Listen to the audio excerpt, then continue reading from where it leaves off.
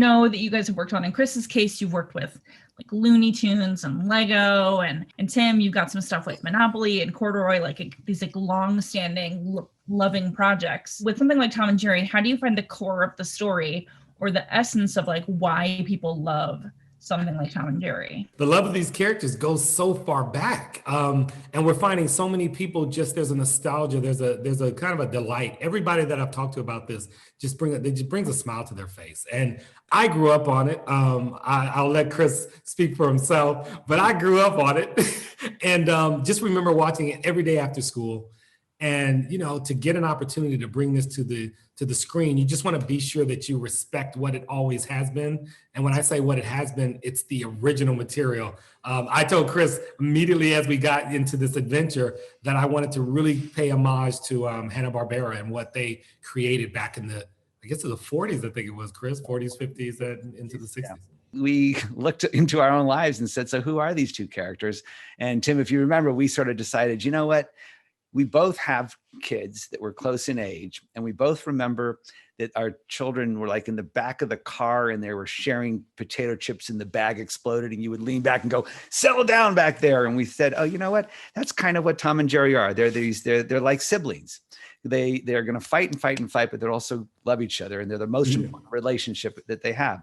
And I think that became kind of a North Star for us a bit, this sort of idea of a sibling rivalry. That was sort of one of my questions was like, if there's a bio of Tom, what's on that bio? And if there's a bio of Jerry, like what's on that bio? Well, I would say Jerry is human.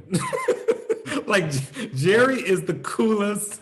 He has the most swag. And I just have always looked at him as a little man, you know, he's just like this, you know, I forget how tall we actually made him. 6 inches. But he's 3 inches. He's just 6 inches. He's that guy, you know?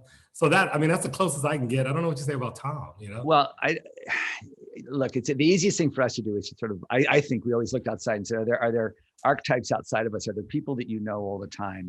And you can ascribe things to Tom, which we had to, because we had to create him in scenes. You know, what would he be thinking in a scene? And Tim, you would always go, okay, what's Tom going to do when he walks in the room? And I think Tom is always this guy that is, you know, he works harder than anybody else. He's a bit fanatical. He can even lose sight of what his goal is. And usually if the ball bounces, it's not going to bounce his way. In fact, it's probably going to hit him in the head. And then there's Jerry, he seems to slide through life and everything seems to work that way. And so the thing we would often say to ourselves is like, most of us believe we really actually want to be Jerry in our lives, but deep down inside, we know we're actually kind of Tom.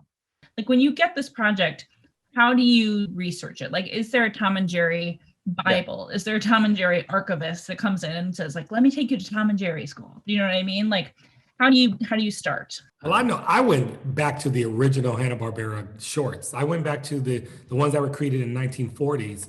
And I must admit, I didn't look past, I think it was about 100 plus, maybe 120 or something like that, shorts. And I really didn't look past that material. And I just took my rule book from that. Anything that they did in those shorts, we could do. And that's why Tom sings. And that's why, you know, there is pretty much no talking, so forth and so on. So we kind of even some of the music cues, we found that, you know, by using an instrument for Jerry's laughter was a way to go. So that was my rule book. There are archives in as much as there's collections available to us that we scan through, and they're actually available to anybody. But we put together kind of the best of what we thought Tom and Jerry were, everything from moments in the shorts to poses that are really critical, to specific character designs, because the characters did change over the 80 plus years. And we sort of honed in on a particular period.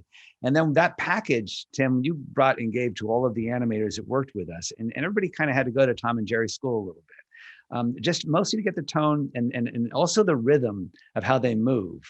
It's, you know, I'm just going to go get nerdy on you a little bit, but when you create something that's going to be composited into our real world, like these characters are, the tendency is to make them move realistically and smoothly. And that's the measure of how good the artistry is. And you go, well, no, actually, when they were animating back 60 years ago, it's kind of quick and jerky, and a lot of the humor and comes from that. So we had to kind of help a lot of the animators in a little way de-learn a bit of what their natural tendencies were.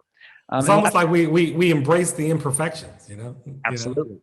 And that goes for poses, it goes for camera. There are also a lot of people that trained under particularly Chuck Jones that are still hovering around the Warner Brothers family. And there were times a lot, Tim, when we would create something be created with for ultimately to be included in the film. But before we did it, we would send it out and have one of these older guys, so to speak, kind of sketch over it and say, you know what, I think his shoulder would be a little more back. That's a little more Tom. And we would honor that right away. How did you sort of walk the line of like madcap violence, I guess you could say, for today's market? Like it's still, that's part of the essence of what Tom and Jerry is, and they're cartoons, and we understand that and whatever.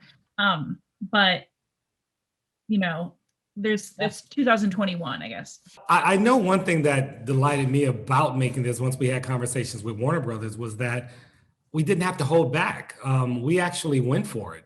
We knew that there's a certain amount of, quote unquote, violence that this cartoon is that you're used to. So we went for it. And, we found that there were times where we had to pull back. There were things that would happen that, sometime I must admit, Chris would say, Tim, you can't, are you sure, Chris? But we found kind of a sweet spot. And then at some point, we also found that sound had so much to do with what we were also seeing. When we would research some of the sound of the older cartoons, we even found that they sometimes use gunshots as some of the impact was like actual gunshots. And so we found that by taking some of these sounds and maybe merging them with, I guess, less harsh sounds, we found a happy medium where we could still have what many felt, stayed true to the Tom and Jerry action, but didn't take it over the top, and that, parents wouldn't have a problem sitting down with their kids and watching.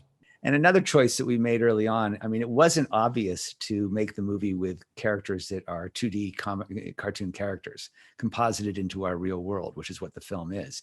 There's obviously the choice out there to render the characters like many cartoon characters, like whether it's Garfield or Sonic the Hedgehog, as fully three-dimensional furred characters in our world.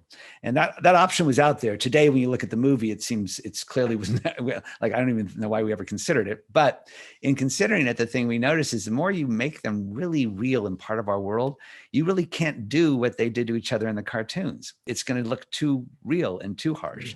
So we really push towards the 2D characters, and that's affects everything. As I mentioned before, it affects what they obviously technically what they look like, but also how they're lit, how they live in our world, and what we do with the camera. And I think in all of that, we were able to isolate these characters in the audience's mind as being from another world, from the cartoon world. And consequently, you can hit them with an anvil and it's going to be okay. I know that Tom and Jerry has like an impressive global sort of reach too. Like it's so popular. It's not just America cartoon. Did you guys think about that at all? Like, have you thought about Tom and Jerry, or like how it's gonna, it's very popular in Brazil, or is that something you're thinking about? Oh yes, and Chris had to educate me on that. You get into this, and of course you know about it for the United States, but then you're realizing that, wait a second, we're one of several huge markets for these characters. And Chris knows so much about those. Yeah, arguably they're more popular in other markets outside the US than even the US. So we're thrilled about that. I mean, and we lean into that too. I mean, they are, for those of you who haven't seen the movie, the characters mime the entire movie. I mean, they have a couple screams and Tom sings a song, but it's kind of a fantasy.